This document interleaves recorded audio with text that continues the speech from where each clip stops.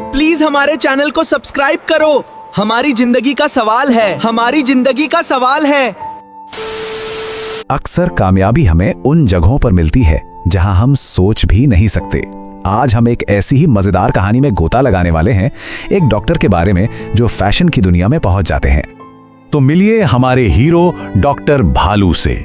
इनका फंडा बड़ा सीधा है, मैं भालू हूं, कैट वॉक क्यों करूं, मैं तो बेयर वॉक करूंगा। और यही सोच है जो उन्हें क्लिनिक से सीधा फैशन शो के रैंप पर ले आती है।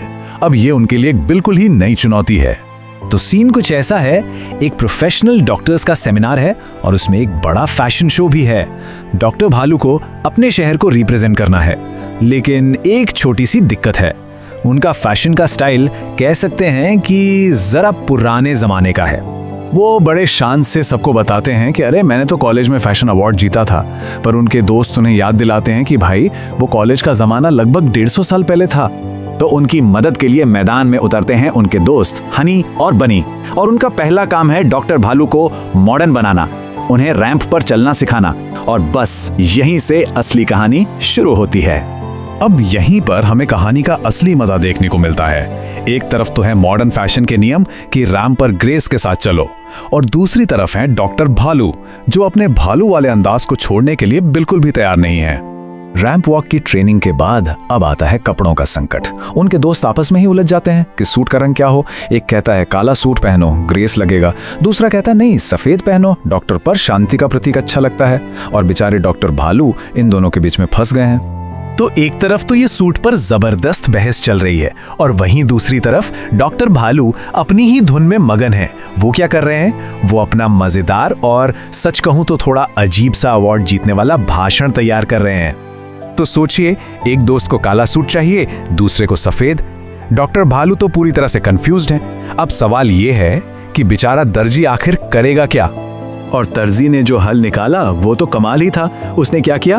उसने दोनों आइडियाज को मिला दिया, और नतीजा एक बहुत ही अजीब मिसमैच, काले और सफेद चेक्स वाला सूट। मतलब ये तो दोनों की सलाह का एक जीता जागता सबूत था। तो चलिए अब चलते हैं मेन इवेंट की तरफ। फैशन शो शुरू हो चुका है। डॉक्टर भालू अपने उस अतरंगी सूट में रैंप पर वॉक कर रहे हैं, और जैसा कि हम सोच सकते हैं, उन्हें देखकर भीड़ थोड़ी कंफ्यूज्ड है। अब विनर का नाम अनाउंस होने वाला है, और फिर कुछ ऐसा होता है जिसकी किसी को भी उम्मीद नहीं थी। फैशन के इस अजीब से प्रदर्शन के बावजूद डॉक्टर भालू को टॉप अवार्ड मिल जाता है। अनाउंसर उनका नाम लेते हैं और सब हैरान रह जाते हैं, खासकर उनके कॉम्पिटिटर्स। लेकिन रुकिए, यहाँ कहानी में एक बहुत जरूरी मोड़ है। उन्हें ये अवार्ड फैशन के लिए नहीं मिला था, ये एक स्पेशल बेस्ट डॉक्टर अवार्ड था। ये एक ऐसा अवार्ड था जो फैशन से ज्यादा एक डॉक्टर के खुशमिजाज स्वभाव और दूसरों को खुश रखने की काबिलियत को पहचानता था। और यही इस कहानी का सबसे खूबसूरत हिस्सा है। ये दिखाता है कि जजों ने उनके सूट से परे देखा। उन्होंने उन गुणों को पहचाना जो असल में मायने रखते हैं। एक खुशदिल इंसान होना, दूसरों को हंसाने की कला, और सबसे जरूरी अपनी असलियत को बनाए रखना। तो आखिर में डॉक्टर भालू की ये कहानी हमें एक बहुत गहरे सवाल के साथ छोड़ जाती है। क्या कभी कभी हमारी असलियत, हमारा अनोखापन ही हमारी सबसे बड़ी प्रोफेशनल ताकत बन जाता है? शायद जो चीजें हमें बाकियों से अलग बनाती हैं, वही हमें कामयाब भी बनाती हैं।